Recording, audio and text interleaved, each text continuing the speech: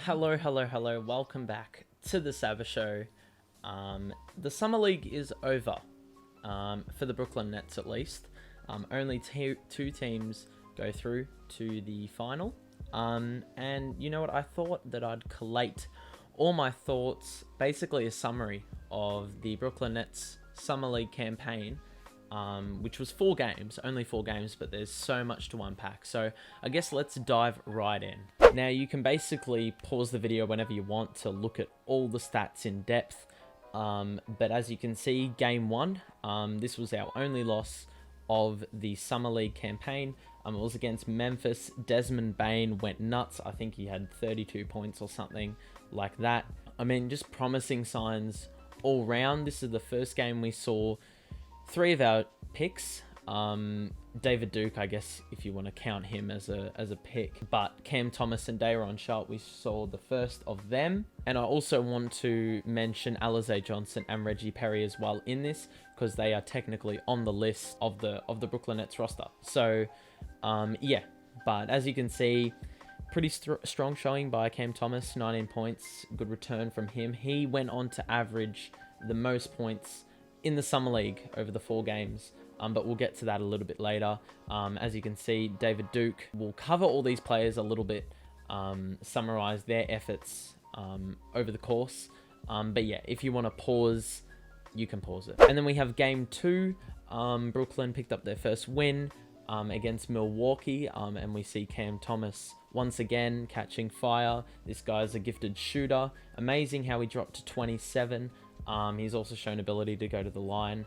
And whatnot, and Sharpe really came into his element this game. 6 offensive rebounds. David Duke repeating his efforts from game one with some more offensive rebounding and good defense.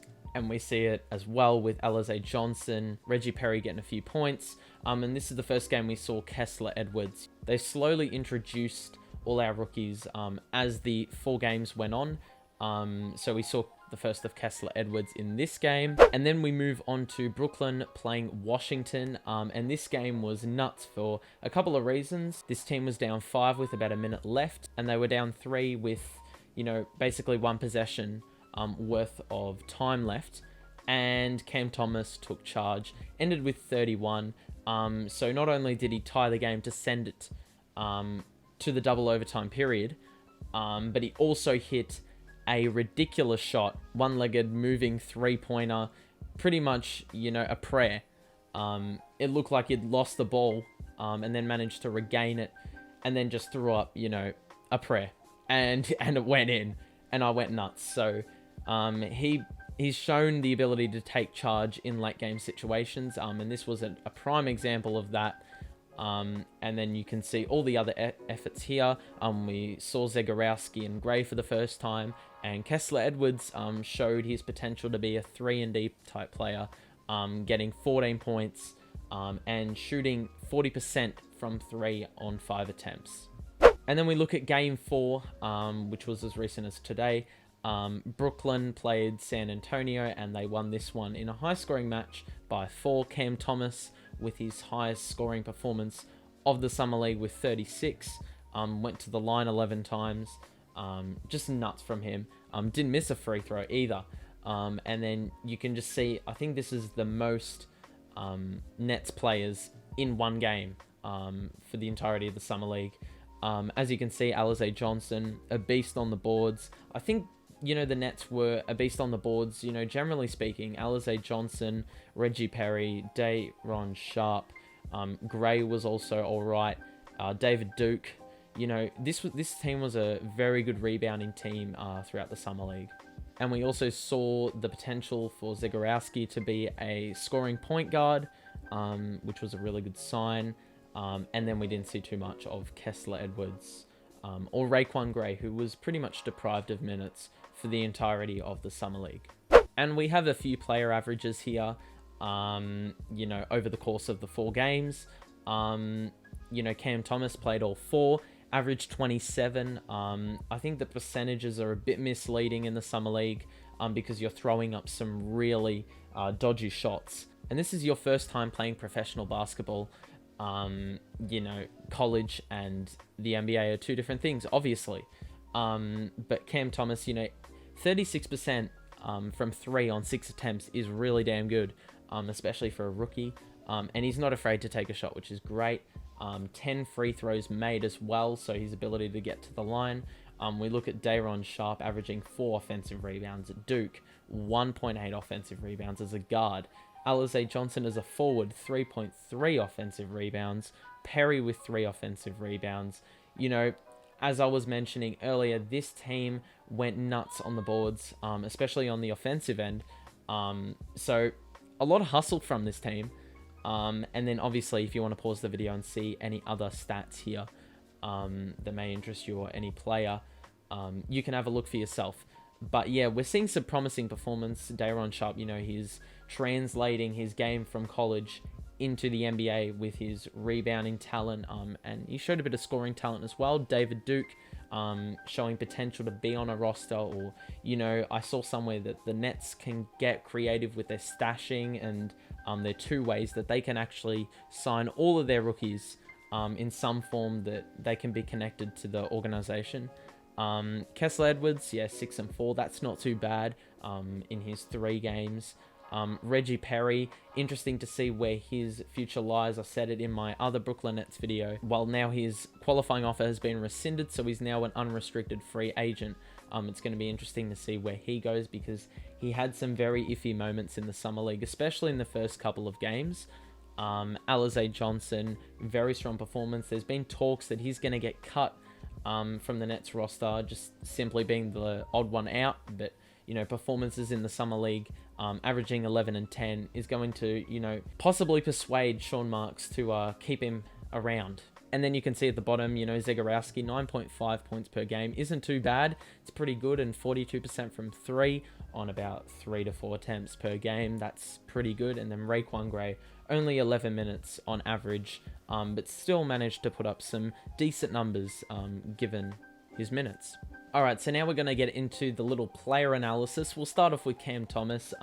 It's no secret that this guy is an absolutely gifted scorer. He's able to shot create, he's able to catch and shoot. He's shown glimpses of both, and as much as I've hated Brandon Knight and Weatherspoon in that first game or 2, you could see Cam Thomas's ability to play off ball as well as on ball, because he wasn't the primary ball handler. In saying that, in the last few games, we've seen him become the ball handler, and he's been able to create his shot. He's aggressive on the drive. He's got that really nasty step back 3 or side step 3. He can shoot the mid range. His jump shot is very satisfying to look at as well.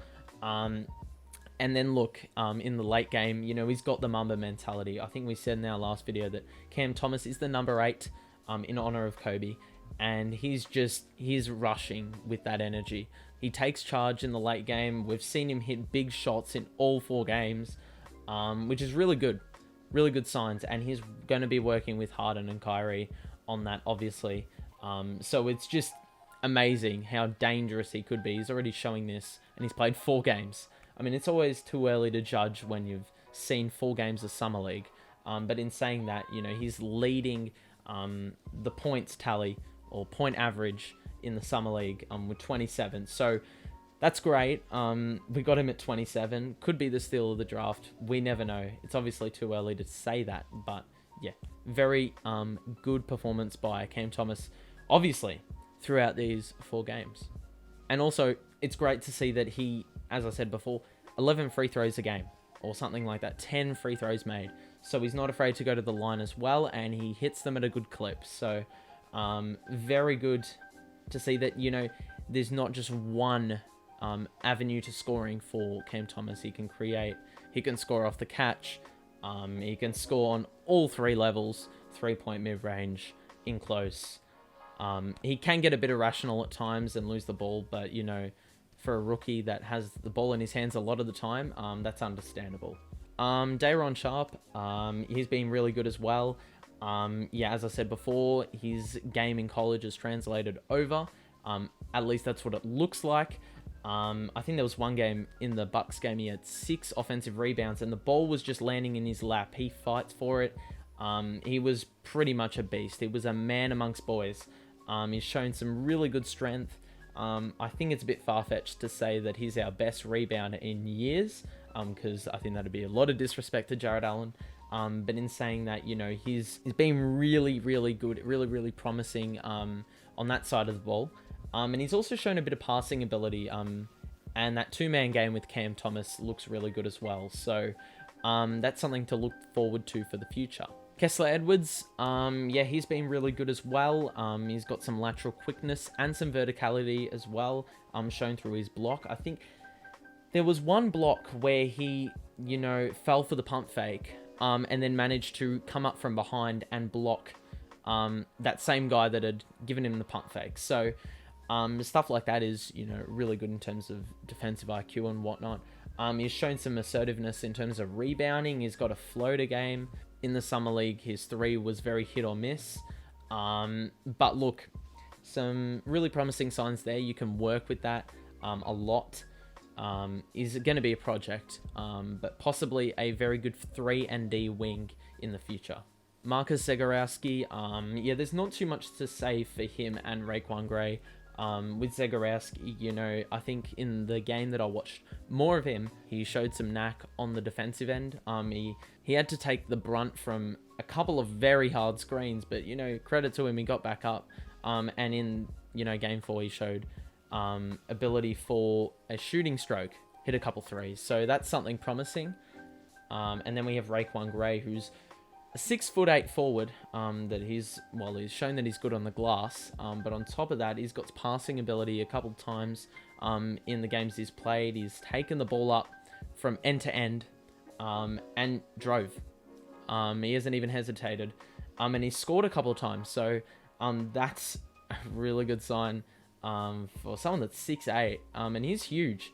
So, you know, a ball handling forward, sort of that Jokic mold, is something really good to see. But obviously he's also going to be a project, because he didn't even get that many minutes in the Summer League. So I'm not sure where he will slide into our roster, or whether he'll be a stash, or whether he'll fall under a two-way. I'm not sure what's going to go on there. David Duke was arguably the surprise of the Summer League for the Nets. Showed some offensive ability with his drives, and then defensively is probably the most impressive part of his game. Even though I think he averaged 17 and 5 in college, he's often taken the opposition's most gifted scorer, and he's done a very good job of that. He sticks to his opponent like glue. I think what we were mentioning earlier as well, his rebounding ability is really good. It's up to scratch. He's got a lot of hustle, so any loose balls, he's diving for him. And as I said before, his defense has been very good. You know, whether he fits into our team or not, I think he deserves a two-way personally.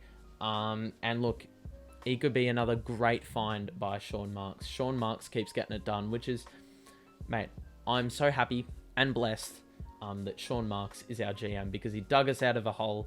And even with, you know, late draft picks, he's getting the job done.